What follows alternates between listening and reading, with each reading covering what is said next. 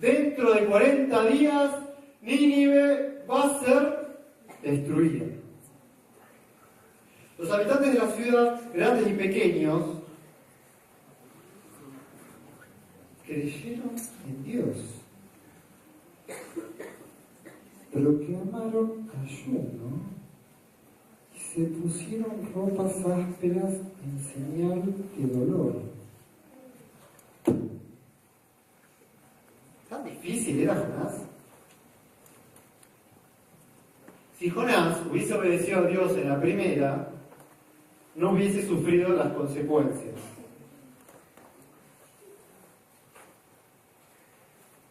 Pero a veces se nos es muy difícil obedecer a Dios. Pero créanme que cuando Dios tiene un plan para tu vida y no lo queremos hacer, Dios va a hacer todo lo posible para que vos vuelvas a su plan original.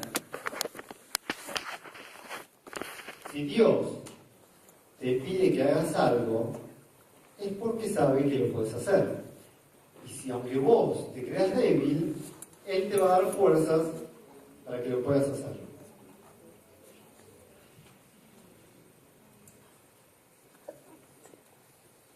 Jonás entró a la ciudad y caminó todo un día diciendo a grandes voces: los habitantes de la ciudad se arrepintieron, se pusieron ropas ásperas, pero la noticia no solo llegó al pueblo de la mano de Jonás, sino que Jonás llegó hasta el rey de Asiria, hasta el rey nibita. Noticia llegó al rey de Nínive también. Él se levantó de su trono, se quitó sus vestiduras reales, se puso ropas ásperas y se sentó en el suelo. Luego el rey y sus ministros dieron a conocer por toda la ciudad el siguiente decreto: que nadie tome ningún alimento, que tampoco se dé de comer ni de beber al ganado y los rebaños. Al contrario, vístanse todos con ropas ásperas en señal de dolor y clamen a Dios con todas sus fuerzas. Y acá lo más importante: deje cada uno su mala conducta y la violencia que ha estado cometiendo hasta ahora. Tal vez Dios cambie de parecer y se calme su ira, y así no moriremos. Y yo me preguntaba, ¿realmente fue Jonás el que hizo este milagro? Jonás no era capaz de hacer ese milagro. Cuando Dios nos manda que hagamos algo, nosotros no somos los que lo hacemos. Es el Espíritu Santo que a través de nosotros es el que hace todo, es el que encamina todo.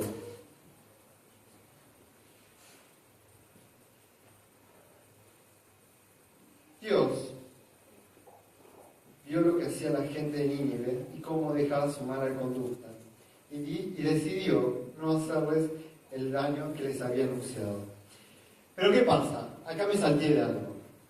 Jonás predicó por todo Nínive, pero Jonás, en verdad, yo creo que creía que Nínive iba a ser destruida como lo fue Sodoma y Gomorra en aquel tiempo.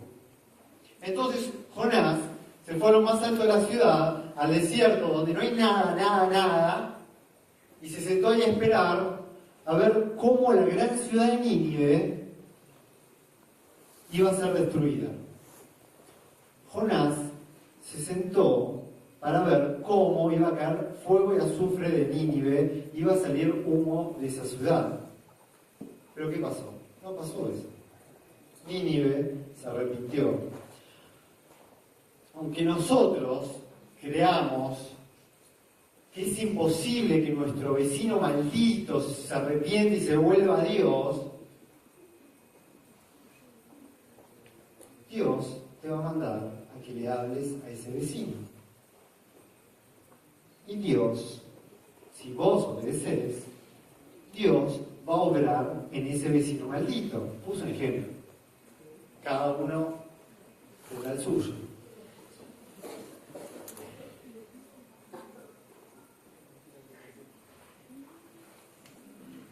Jonás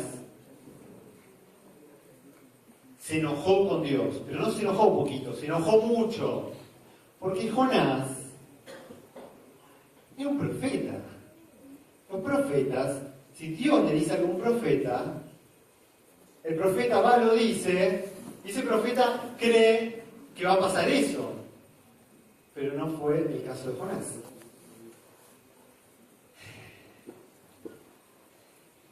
¿Qué pasa cuando vos le decís a alguien, a un amigo, sí, voy a ir al partido de fútbol, lo voy a ver con vos, sí, quédate tranquilo, y después no vas?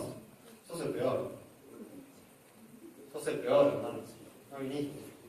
No pasó lo que vos dijiste. Se va perdiendo la confianza. Entonces, el espíritu de profecía dice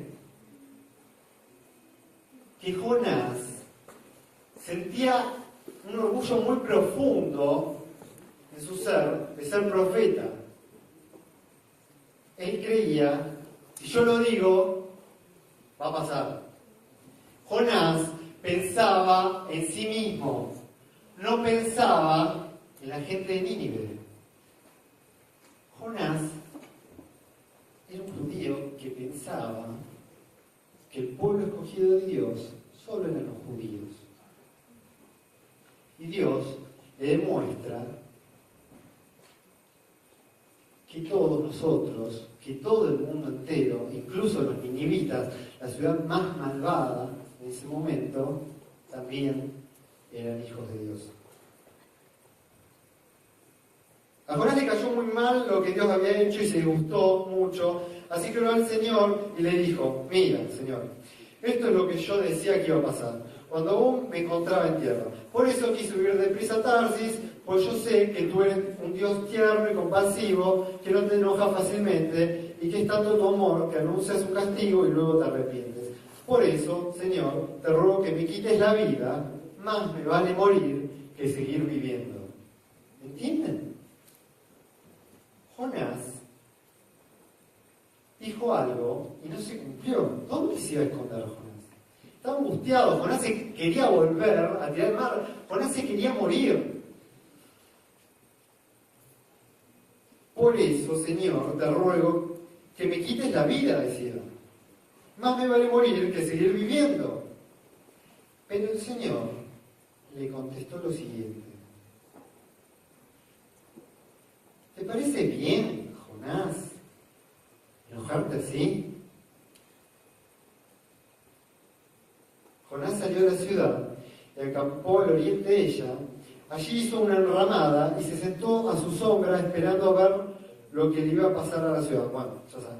Dios, el Señor, dispuso entonces que una mata de resino creciera por encima de Jonás y que su sombra le cubriera la cabeza para que se sintiera mejor. Dios cuida de sus hijos. Dios cuida de los profetas. Dios, en el medio del desierto, le creó una plantita a Jonás para que lo proteja del sol del desierto y que no se muera. Jonás se alimentaba de esa planta. Dice la Biblia que se llegó a encariñar con esa planta porque era lo único que tenía. Pero al amanecer del siguiente día, Dios dispuso que un gusano picara la planta y ésta se secó. Cuando el sol salió, Dios dispuso que soplara un viento caliente del este y como el sol le daba a Jonás directamente en la cabeza, él sintió que se desmayaba y quería morirse. Se volvió a enojar por tercera vez Jonás. Dios, lo único que tengo, me lo volvés a sacar. ¿Por qué? ¿Por qué? Estaba angustiado. Y otra vez la frase de Jonás. Más me vale morir que seguir viviendo, decía. Pero Dios le contestó.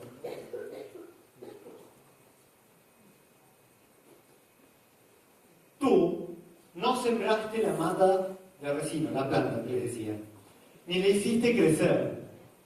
En una noche nació y a la otra se murió. Sin embargo, le tienes compasión. Pues con mayor razón debo yo tener compasión de Nínive, esa gran ciudad donde hay más de 120.000 niños inocentes y muchos animales. A Jonás se le debe haber partido la cabeza en 1000 pedacitos para entender a Dios. Jonás, creo yo, habrá entendido el mensaje de que todos nosotros, de que todo Nínive, de que toda ciudad, aunque tenga maldad, son hijos de Dios. El que te robó el otro día también es hijo de Dios.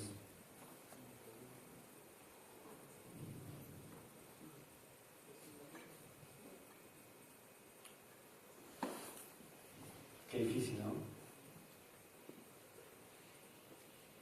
Dios le enseñó a Jonás a amar a sus enemigos.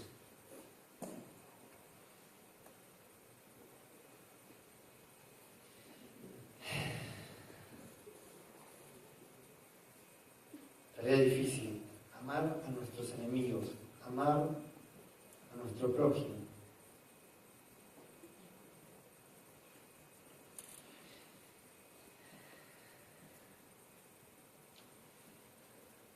Estaba pensando que por más de que vengan crisis en este mundo, Dios tiene una promesa para sus hijos. Por más de que el barco se parta en dos y la tormenta esté brava, en serio brava, que las cosas se pongan mal, Dios siempre tiene un plan para sus hijos. Dios cuida de sus hijos.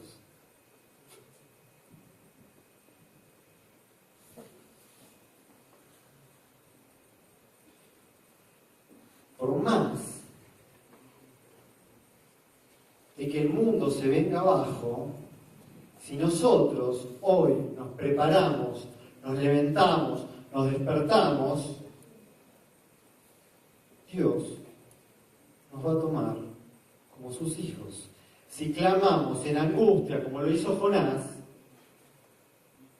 Dios nos va a aceptar como sus hijos. Cada mañana que nosotros nos levantamos, yo lo veo como una oportunidad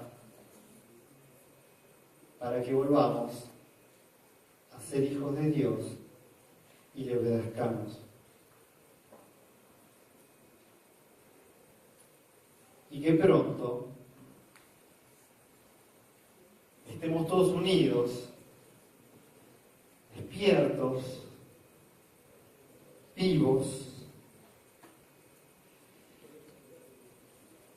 para proclamar a las grandes ciudades el mensaje que Dios tiene para todo el mundo.